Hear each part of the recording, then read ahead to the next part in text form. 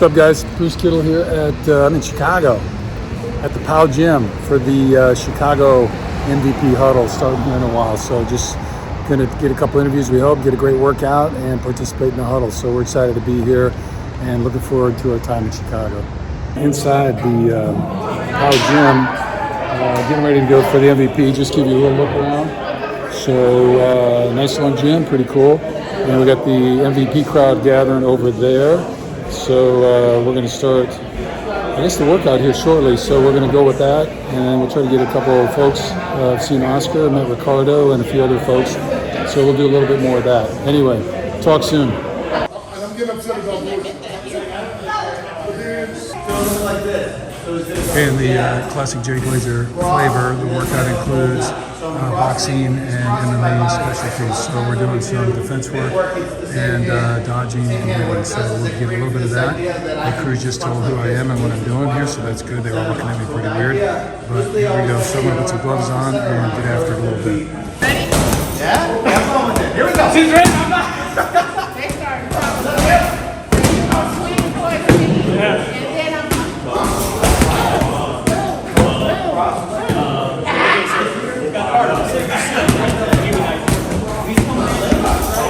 Kicking. This is a cross. I need a jab. I need that hand.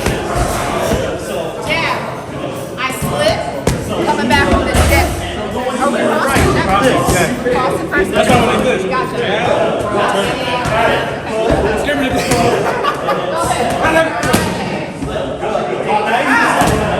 Let me see ya. Now you're going to have to move a little bit. I'll do a little intro.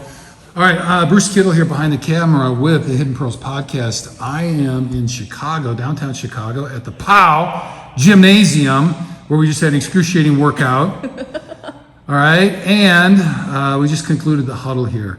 So I didn't even get your last name, so I know it's Jeanette, right? Jeanette, yeah. Jeanette, and our fluffy friend is? Gaza. Okay, Gaza. We call all the dogs in our world fluffs. So we have, anyway, so Gaza's her service dog and that kind of stuff. So anyway, I met Jeanette here tonight for the first time, and we're just getting a couple extra stories for the Chicago MVP. So Jeanette, just tell us a little bit, give us your introduction, maybe the MVP version a little bit, and just a little bit about your service history. Yeah, Jeanette Tarqueno. I Chief Gunner's Mate, Navy. I served from 2002 to 2017. Medically retired. So I found MVP recently. I was living a few hours south of Chicago, and moved home for mental health reasons and help and to get some medical help and stuff like that. And I was out at a local event in my town, and one of the bouncers at the local bar goes to MVP. And he saw my service dog, overheard somebody asking me if I was a veteran. And so he came over and talked to me. He said, "Hey, I have this great group. You should check it out." He's like, "I'll even drive you. You can come experience it." So he brought me up one day, and I've come every week since. Well, okay. Well, good. And it feels like that's kind of how it goes. I mean, for various reasons, sometimes people fall away a little bit, but when we are able to show up, there's a lot of power in what goes on within this context. So I know you mentioned a little bit, and again, we're not live or anything like that, so we'll edit and cut things and snip it, but Sure. Would you be willing, and only what you're comfortable, okay, so not asking for, but some of the difficulties or struggles that you faced transitioning out of the military after that career, and I know you mentioned mental health, and I know the MVP motto and some of the things that we're doing. So we taught, we've done 8-week courses on mindfulness and meditation, just using breath work and that, working with veterans, just to give them some tools when they do have anxiety or whatever those kind of things are. So if you're okay, maybe just share a little bit about some of the things that you faced coming back.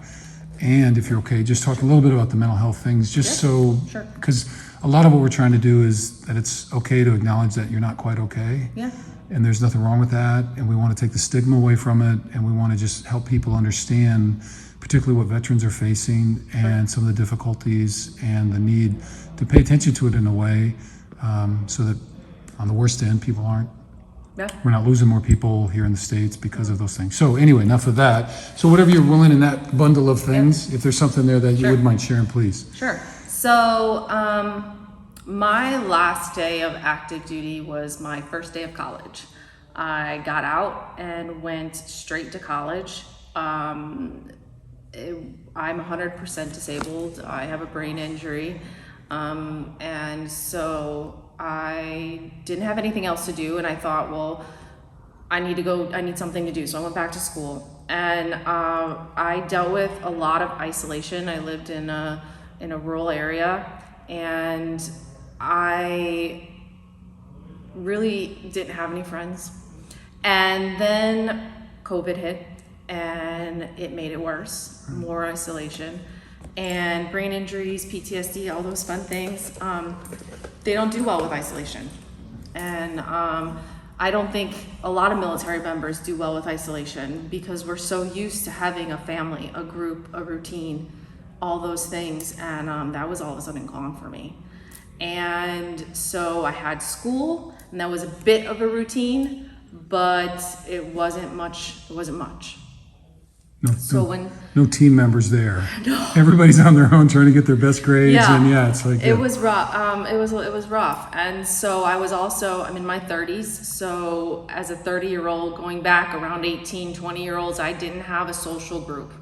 I didn't have anybody who even understood what, the only thing there was a military group at my school, which was also very beneficial. But then again, COVID hit, all of that was stripped away.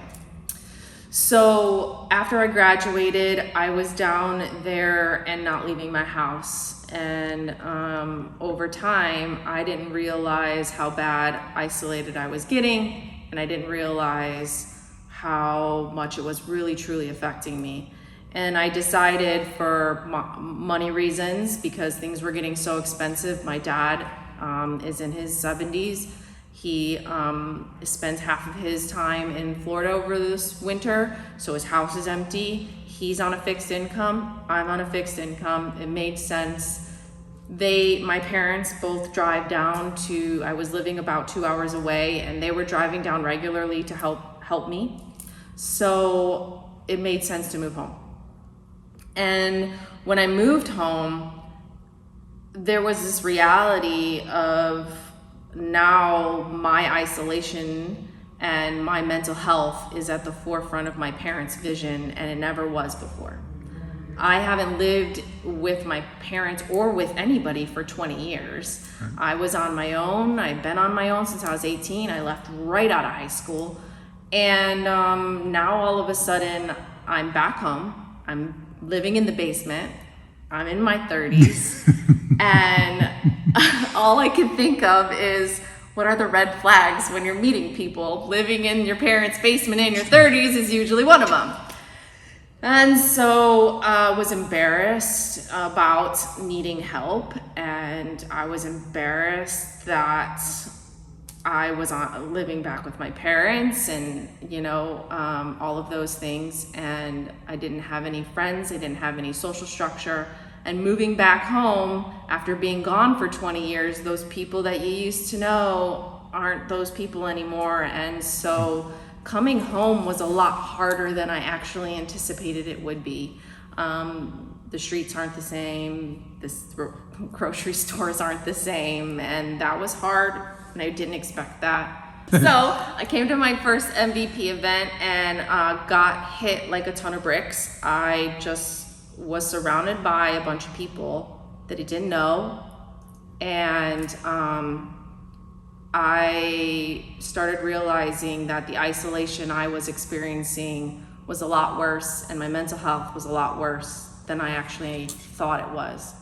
And that came to the forefront here at MVP. And so the first huddle, I didn't say anything, and I just listened to these people talk, and it was great. But what was really great was that they were just immediately welcoming. A lot of people could tell that I was struggling. but everybody was instantly, hi, welcome, and instantly welcoming, which I feel like I say this to people all the time. You only experience that around a group of veterans, especially a group of combat veterans. The judgment's gone.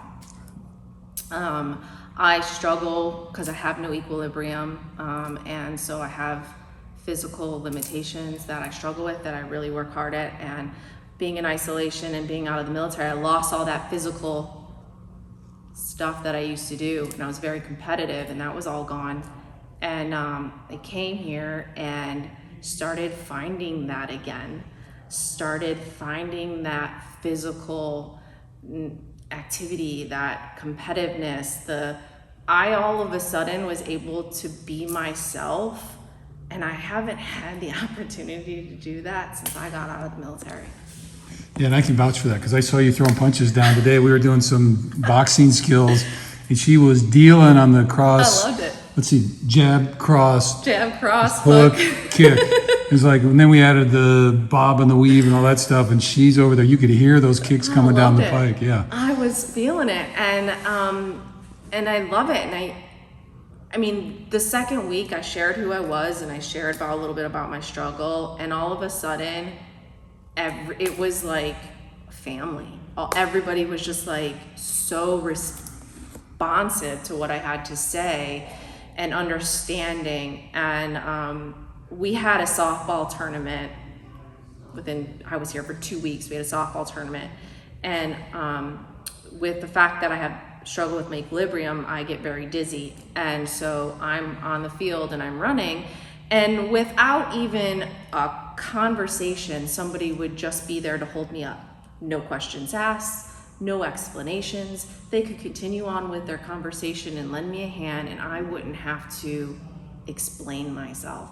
And that alone does so much for anybody, not just for me, but for anybody, when you don't have to explain why you need help or that you need help, and somebody is already there ready to go, giving you a hand, and you don't even have to explain. I'm so spent on explaining myself to people, right.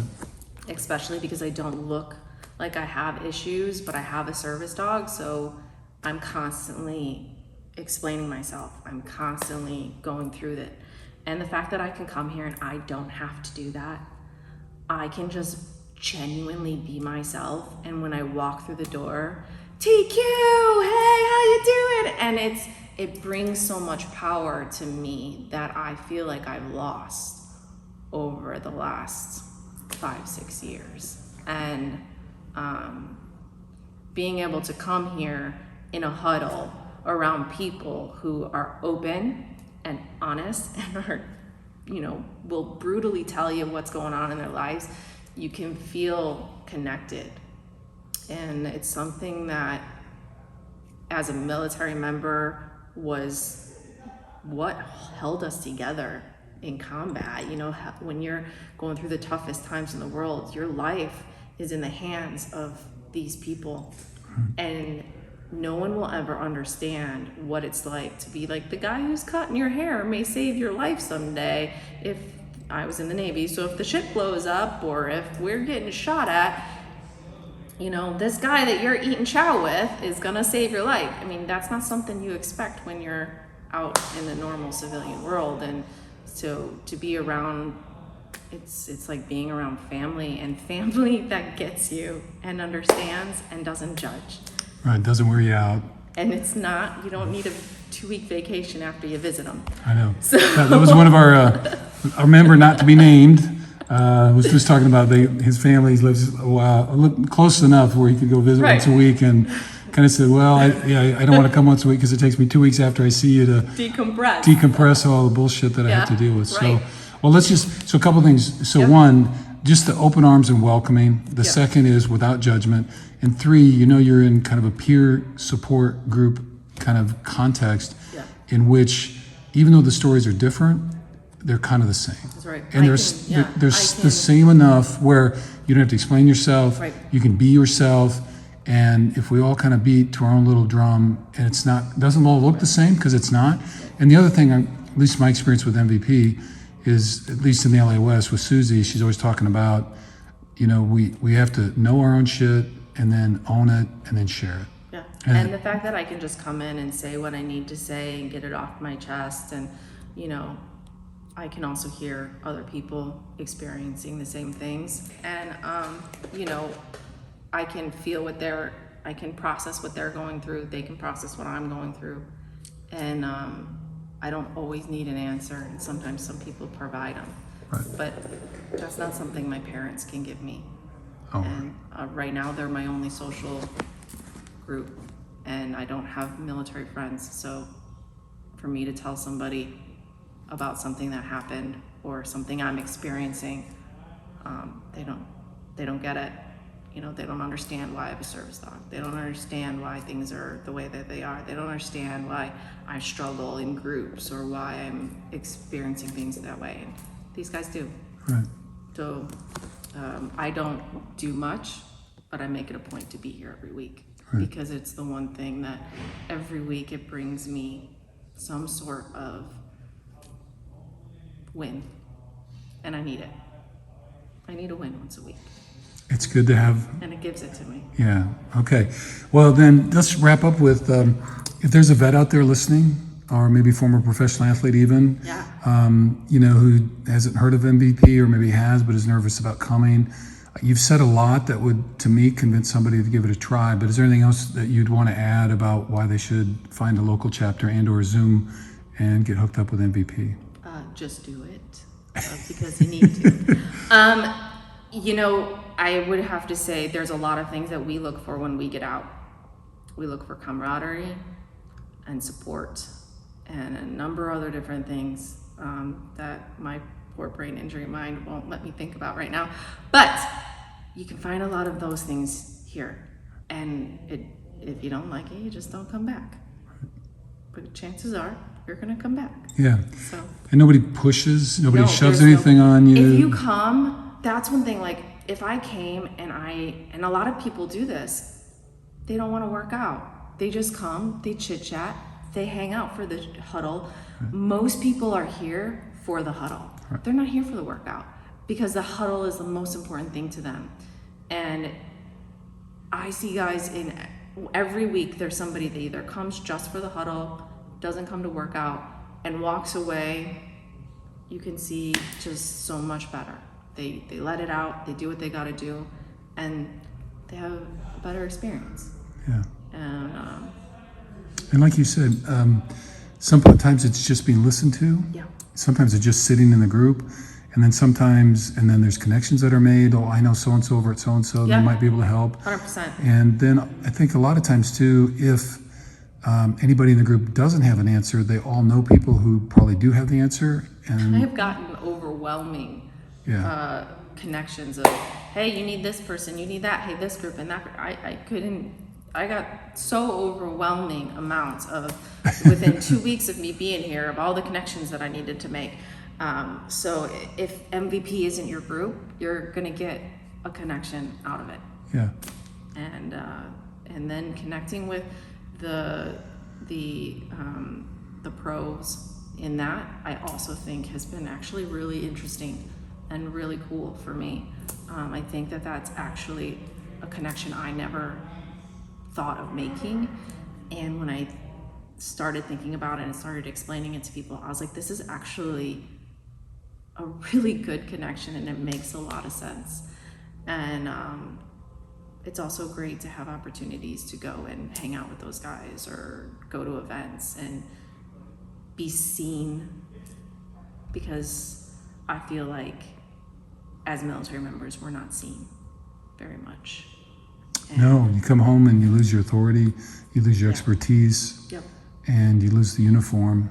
And I mean, I was a higher ranking enlisted person, and then that was who I was. That was who I still am. And I feel like a lot of that was ripped away from me to go home and not have anybody to take charge of, not have, and you don't know how to I don't know what to do with it after that. And so it's a really good connection. Okay. Well, I want to thank you for your service. Thank you. And I thank you for your courage for sharing your story today. Thank you for your support. What you guys are doing is great. So we're just trying to share a little bit out there. So we'll do that. So, all right. This is, let's see, take 3, and we are